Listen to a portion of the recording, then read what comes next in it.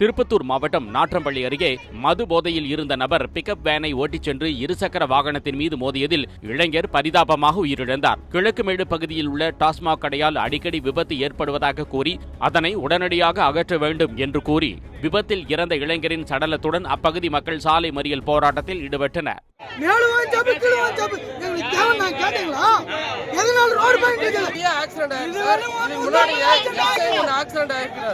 மிலிட்டரிக்கார ஒருத்தர் ஆக்சிடென்ட் ஆகிருக்காரு.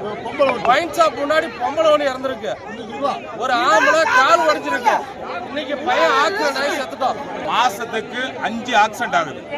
வருஷத்துக்கு குறைஞ்சபட்சம் 25-30 ஆக்சிடென்ட் ஆகுது. அதுல 15-20 பேர் செத்து போயிருக்காங்க அந்த ரோட்ல. அதனால இங்க எங்களுக்கு வைன் ஷாப் தேவையில்லை. உள்ள போடுங்க. வைன் ஷாப் தேவையில்லை.